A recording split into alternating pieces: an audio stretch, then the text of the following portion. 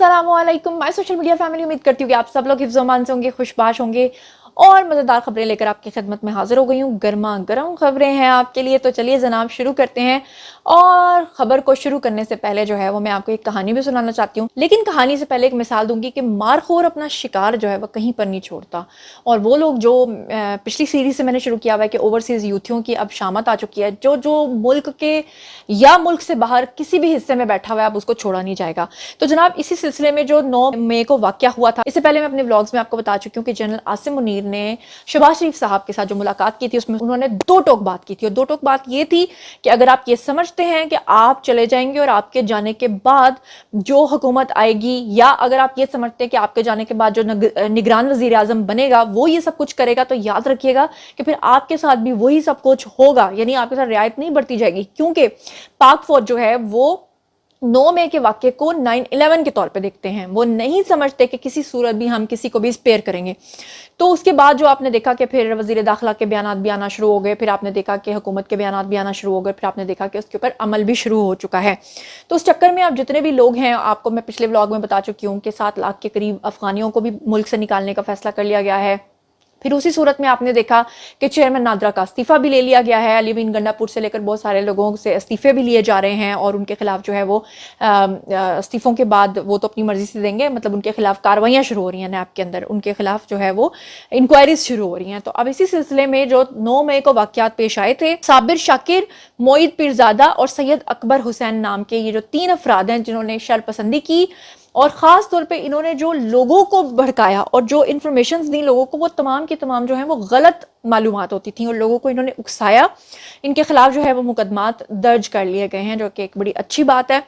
और second number पे जो इंपॉर्टेंट बात मैं आपसे करने जा रही हूँ, इसका जिक्र मैं गाहे बगाहे पहले भी करती रही हूँ। आप लोग जानते हैं कि नियाजी साहब ने इतने कॉन्फिडेंस के साथ ये सब कुछ क्यों किया और कैसे किया। और सबसे बड़ी बात यह कि वो डर्टी हैरी से लेकर जनरल आसिम मुनीर के पीछे क्यों पड़े हुए थे। इसलिए पीछे पड़े हुए थे क्योंकि नियाजी साहब को इस बात का यकीन था कि 2013 से लेकर 2023 तक का जो बीच का टेन्योर गुजरा है, इसमें जो पाक फौज के इलाके थे, खासतौर पे जो कैंटोनमेंट के इलाके थे, जो कैंट्स के इलाके थे, वहां पर नियाजी साहब के हवाले से एक खास किस्म की जहन साजी की गई थी। उनको ये बताया गया था कि जितने भी लीडर्स हैं वो सब के सब करप्ट हैं। अगर कोई ईमानदार है तो वो न्याजी है, अगर कोई हमारे मुल्क के लिए निजात दहिंदा है तो वो न्याजी है। और इसी वजह से तमाम जो पीटीआई के वुज़रा हैं उनको समेत न्याजी साहब के ये लगता था कि जब न्याजी साहब के ऊपर जो है वो शिकंजा कसा जाएगा तो बाकी पार्टीज़ को, तो वो लोग जो हैं, जो अवाम है, जो पाक अफवाज की बीवियां और उनके जो बच्चे हैं और जो उनके इलाके के लोग हैं और जो ब्रिगेडियर्स हैं और जो मेजर्स हैं और जनरल्स हैं, ये सारे के सारे जो है ना, ये अपना रिएक्शन दिखाएंगे। ये जनरल आसिम मुनीर के खिलाफ बगावत करेंगे, ये जनरल आसिम मुनीर को किक आउट कर देंगे। ये सारे ख्यालात जो थे ना, ये नियाजी साहब के यहाँ दिमाग में भर दिए गए थे। यहाँ तक कि फैज साहब ने उनको इस बात की अश्योरेंस करा दी हुई थी कि बस आप सड़कों पे आए, आप एक दफ़ा तोड़ फोड़ तो करके देखें, जनरल्स के पेशाब निकल जाते हैं। ये वीडियो मैं आपको पहले दिखा चुकी हूँ जिसमें नियाजी साहब कह रहे हैं कि अगर 25,000 बंदे को आप सड़कों पर ले आओ तो जो जनरल्स होते हैं उनका पेशाब निकल आता है। इस तरह की सोच थी नियाजी साहब की। इसके बारे में अबसार आलम जो है, जो पैमरा के चेयरमैन रह चुके हैं, अब उन्होंने भी ये राज खोल दिया है। क्या कह रहे हैं वो, आप खुद सुन लीजिए। जब मैं पैमरा में था कि 2 टीवी चैनल की सिर्फ इजाजत होती थी कैंटोनमेंट में दिखाए जाने की, मैसेज में दिखाए जाने की, इतनी जहन साजी की गई कई सालों तक। और उस जहन साजी की बदौलत खान साहब को यह था कि फौज के अंदर बगावत हो जाए। खान साहब अपने जो थे ना बागी लेके मौजे तुंग बन के नहीं जा रहे थे, उनका सारा जो जुआ था वो इस बात पे था कि फौज के अंदर बगावत हो जाएगी। जी, तो आप लोगों ने सुन लिया। तो ये था फौज में बगावत करवाने का पूरा एक खतरनाक मंसूबा जो नियाजी साहब ने बनाया था, और आज अबसार आलम ने भी उसका राज खोल दिया है। बहुत सारे लोग जो हैं वो इन चीज़ों को खोल रहे हैं। मैं फयाजुल हसन चौहान का भी आपको एक वीडियो सुनवाना चाहती हूँ जिसमें वो बता रहे हैं कि 9 मई का जब वाकया हुआ तो फिर आगे क्या क्या कुछ हुआ और किस तरीके से जो है वो बाहर के ममालिक ने इसमें प्रोपेगेंडा शामिल करके जो है हमारे जनरल्स के अंदर, फौज के अंदर बगावत का पूरा मंसूबा बनाया। ये जरा सुनिए फयाजुल हसन चौहान क्या कह रहे हैं। 9 मई का वाकया होता है।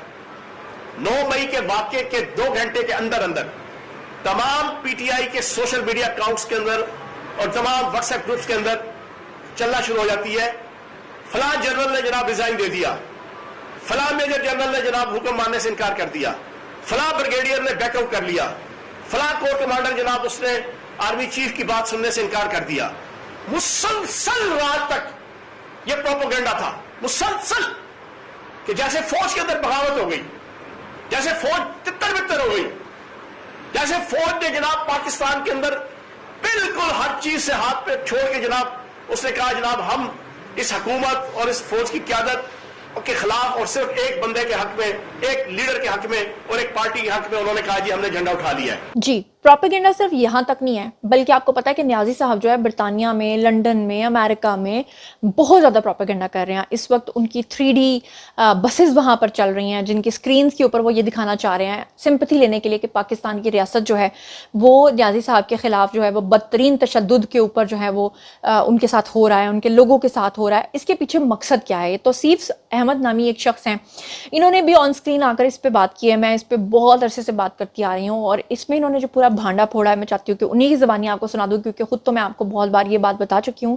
कि न्याजी साहब का काम है जी पूरी दुनिया से फंड रेजिंग करना। 4 तंजीमें उनकी ब्रिटानिया के अंदर, अमेरिका के अंदर, और अगर उनके ऊपर पाबंदी लग जाती है, जिस तरह कि आपको पता है कि ओवरसीज़ यूथियों के खिलाफ सारा कुछ हो रहा है, तो फिर न्याजी साहब को शौकत खानम के लिए फंड्स कौन देगा? तो ये कोई छोटी बात नहीं है जिसको न्याजी साहब बचाने की कोशिश कर रहे हैं। पूरी लंका जो है ना उसको बचाने की कोशिश कर रहे हैं और उस चक्कर में पाकिस्तान को तबाह करने की कोशिश कर रहे हैं। क्या कह रही हैं साहब, खुद ही सुन लीजिए। इवन आप यूके में भी बैन हो जाएंगे।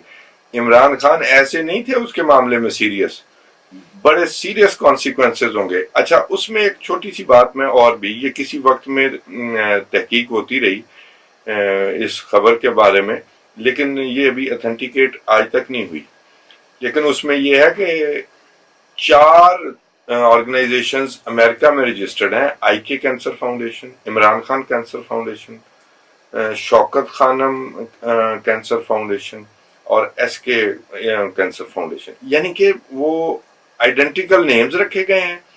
और वो जो सुना जाता था, वो कहा ये गया था कि कुछ पैसे लोग, कोई किसी फाउंडेशन में पैसे देता था, कोई किसी फाउंडेशन में पैसे देता था, तो कोई पैसे पीटीआई के अकाउंट में आ जाते थे और कोई पैसे वहीं रह जाते थे। और इल्जाम ये था उस शख्स का जिसके पास ये कुछ सबूत मौजूद थे कि वो पैसे वहीं रह गए और वहां अपार्टमेंट खरीद लिए गए।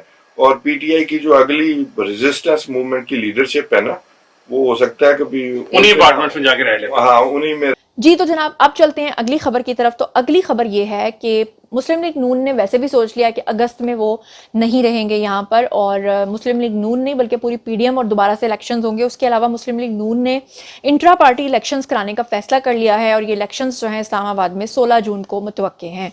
अब हम चलते हैं जी इससे भी अगली खबर की तरफ। अगली खबर है जी खुर्रम रोकड़ी की। खुर्रम रोकड़ी के बारे में मैं इनका एक वीडियो आपको दिखाना चाहती हूँ कि इनको न्याजी साहब ने भेजा था एस्टेब्लिशमेंट के पास कि आप जाएं बातचीत करें। लेकिन खुर्रम रोकड़ी जब आकर उन्होंने मैसेज दिया न्याजी साहब को, तो न्याजी साहब ने जब एस्टैब्लिशमेंट को ही इल्ज़ाम धरा और एस्टैब्लिशमेंट के ऊपर गलत इल्ज़ाम लगाए, तो खुर्रम रोकड़ी जो है वो उठ खड़े हुए और उन्होंने कहा कि ये इल्ज़ाम जो हैं वो गलत हैं। और इस पे क्या हुआ, न्याजी साहब ने बदला लेते हुए इनकी रुकनियत को मुअत्तल कर दिया था। क्या वाकया पेश आया था, खुद सुन लीजिए उन्हीं की ज़बानी। वो जब एक क्राइसिस को समझता है, उसके लिए तो क्राइसिस था ना, उसकी गवर्नमेंट चली गई, दूसरी गवर्नमेंट आ गई और वो लेजिटिमेट गवर्नमेंट आई। जैसी वो निकली, उसने उस बंदे पे इल्जाम लगाना शुरू किए कि जिस पे उसके इल्जाम लगाना बनते नहीं थे। उसकी रीजन क्या थी कि एक आदमी पोस्ट होता है और पोस्ट होने के 4 दिन बाद वो उसके ऊपर इल्जाम लगाना शुरू कर देता है, 5 डेज बाद।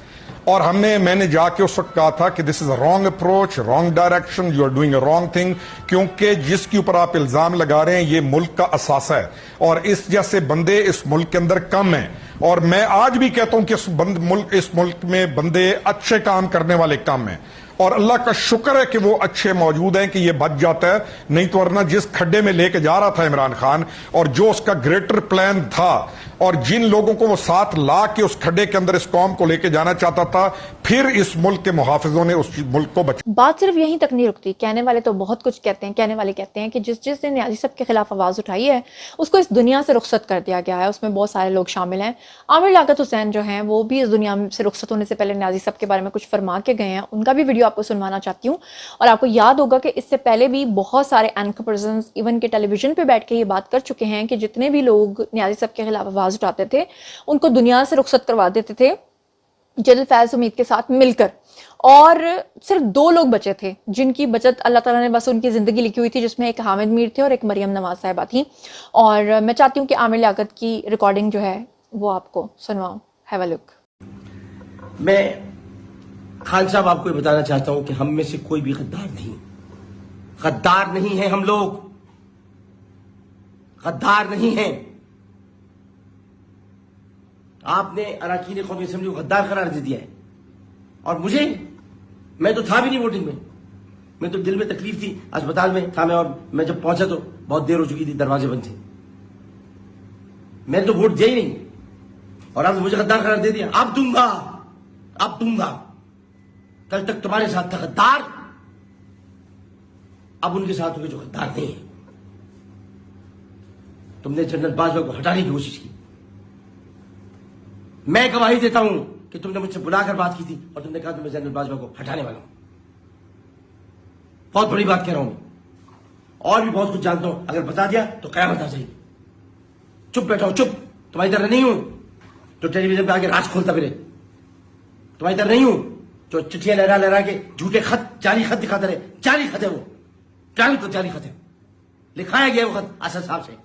और अब एक और खबर मैं आपको दे दूं कि मुराद सईद और वजीर आला महमूद खान, इनका बचना भी मुश्किल हो गया है। और इनके ऊपर अब प्रॉपर जो है वो मुकदमात का आगाज़ जो है वो कर दिया गया है। इनके खिलाफ भी इंक्वायरी जो है वो जल्द शुरू हो जाएगी। तहकीकात शुरू हो चुकी हैं। और बताने वाले ये बताते हैं, क्योंकि आपको याद होगा कुछ अर्सा पहले मैंने आपको ये न्यूज़ ब्रेक की थी कि मुराद सईद जो हैं 80% चांसेस हैं कि वो हिरासत में हैं हमारी एजेंसीज के, लेकिन बताया नहीं जा रहा, उनकी तरफ से अनाउंस नहीं किया जा रहा। उसकी रीज़न क्या है? उसकी रीज़न ये है कि वो मेरी इतलात के अकॉर्डिंगली 80% अभी भी ये चांसेस हैं कि वो उनकी हिरासत में हैं और सब कुछ उगल चुके हुए हैं। और उनके बारे में इदारे क्यों नहीं बता रहे कि वो हिरासत में हैं? क्योंकि वो अरशद शरीफ के कत्ल के विटनेस भी हैं। वो अरशद शरीफ के कत्ल के बारे में ऐसी बातें जानते हैं जो कोई दूसरा नहीं जानता। वो न्याजी साहब के बारे में और उनके गठजोड़ के बारे में और कुछ ऐसी चीज़ों के बारे में जानते हैं जो कि बहुत ही ख़तरनाक किस्म की इंफॉर्मेशंस हैं। और ये कि जो अरशद शरीफ का लैपटॉप था वो भी मुराद सईद के पास था। तो अब जनाब आली सुनने में ये आ रहा है कि आने वाले दिनों में मुराद सईद से तमाम तहकीकात अंडरग्राउंड हो चुकी हैं और मुराद सईद जो हैं वो वादा माफ गवाह बनने पे तैयार हो गए हैं। और अब अनकरीब आप उनकी भी प्रेस कॉन्फ्रेंस सुनेंगे, क्योंकि वो बहुत सारी अंदर की बातें करेंगे और तब हमारे इदारे जो होंगे वो भी साथ आकर बैठेंगे और फिर बात होगी। और इसके साथ ही मैं आपको बता दूं कि परवेज़ इलाही के बारे में भी खबरें आ रही हैं कि वो भी टूट गए हैं और अब वो भी जल्दी प्रेस कॉन्फ्रेंस करेंगे, उसके बारे में भी आप देखेंगे। लेकिन बात प्रेस कॉन्फ्रेंसेस की नहीं है, बात ये भी नहीं है कि इन लोगों को पकड़ा जाए। बात ये कि पकड़ के इनको छोड़ा क्यों जाता है? अलीमा बाजी को छोड़ दिया गया जो सिलाई मशीनों से इतनी अमीर हो गई, और फिर बाजा को छोड़ दिया गया। तो बात यह है कि जिसने किया हुआ है उसको वो भुगतना पड़ेगा। और अब चलते हैं जी अगली खबर की तरफ, जो मैं आफिया सिद्दीकी के हवाले से बहुत सारे लोगों ने मुझे कहा कि आपने बात नहीं की। आफिया सिद्दीकी के बारे में न्याजी साहब जब आने वाले थे इक़्तिदार में तो बहुत बढ़ चढ़ के बात किया करते थे। कहते थे कि जब मैं आऊँगा गवर्नमेंट में तो आफिया सिद्दीकी के लिए बड़ी आवाज़ बुलंद करूँगा। लेकिन जब वो सामने आ गए थे तो उन्होंने आफिया सिद्दीकी के केस को सबसे ज़्यादा निगलेक्ट किया। यहाँ तक कि वो जब ट्रंप को मिलने के लिए गए और वहाँ पर पाकिस्तानी सहाफ़ी मौजूद थे और उन्होंने जब न्याजी साहब से पूछा तो उन्होंने बहुत बेजारी के साथ इशारा किया था कि मुझसे आफिया के बारे में बात मत करो। यहाँ तक कि वो आफिया सिद्दीकी का मजाक उड़ाया करते थे। और मेरे पास जितने भी एविडेंसेस होंगे मैं अपने एडिटर को बोल दूंगी, वो यहाँ पर लगा देगा, आप लोग देख लीजिएगा। खान साहब, आपको याद है कि 2003 में आप पहले आदमी थे जिसने सबसे पहले मिसिंग पर्सन्स की भी बात की और डॉक्टर आफिया सिद्दीकी के लिए भी आपने आवाज उठाई। डॉक्टर आफिया सिद्दीकी जो है वो अब एक अमेरिका की जेल में पड़ी हुई है और अभी उनका केस सुप्रीम कोर्ट में कल भी उसकी हेयरिंग हुई है। आप अगर पावर में आ गए तो आफिया सिद्दीकी को याद रखेंगे, उसको लाने के लिए कुछ करेंगे? इंशाल्लाह पूरी जिम्मेदारी लेंगे।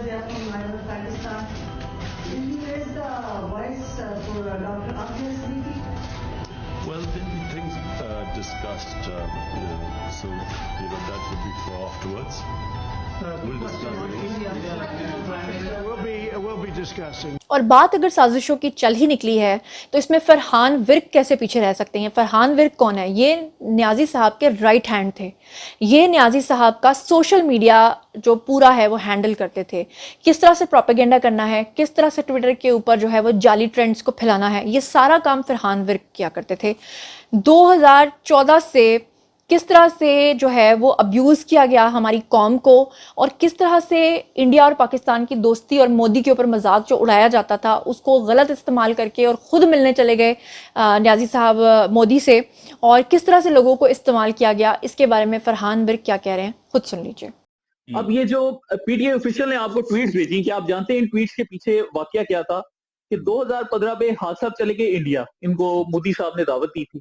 अच्छा, अब हमें चूंकि 2014 से एक नैरेटिव ये फीड किया गया था कि जी खान साहब जो से हैं वो मोदी के खिलाफ हैं और मियां साहब मोदी के यार हैं। आपको याद होगा कि मोदी को चूड़ियां दो, इस तरह की बातें होती थी। तो मैंने कहा कि यार खान साहब अब चले गए इंडिया, तो हमें लोगों ने अटैक तो करना है। तो हमने उस टाइम स्ट्रेटेजाइज किया कि हमें क्या करना चाहिए। तो मैंने एक ट्रेंड चला दिया, Modi bags Imran Khan for a meeting. तो इन्होंने क्या किया कि वो एक ट्रेंड वो सोशल मीडिया पे चला, इंडियन मीडिया ने पिक कर लिया, उन्होंने भी चलाना शुरू कर दिया, जी मोदी ने खान साहब से भीख मांगी और इस तरह का ना, वो एक फनी किस्म का ट्रेंड था। हमने कहा यार चलो वक्ती तौर पे लोगों को ठंडा करते हैं, लोग कह रहे हैं इमरान खान और मोदी मिल गए। जी, तो आप लोगों ने देख लिया, और यही वजह है कि आज पीटीआई जो है वो कचरा कुंडी बन गई है। ये वीडियो आज साथ साथ आप देख रहे होंगे, लोगों ने अपने घरों से पीटीआई के झंडे उखाड़ कर फेंकना शुरू कर दिए हैं, और वो भी डस्टबिन के अंदर। लोगों ने, इवन के दुकानदारों ने, जो टोपियाँ और शर्ट्स और बैनर्स और ये सारा कुछ ये उठा उठा के डस्टबिन में फेंकना शुरू कर दिया है, जो कि साथ साथ आप लोग स्क्रीन पे देख रहे हैं। अब बारी है जनाब जी आप लोगों की। आइए कमेंट सेक्शन में बताइए कि जितने भी पॉइंट्स मैंने आपके साथ डिस्कस किए हैं, इन तमाम के बारे में आप लोग क्या सोचते और समझते हैं।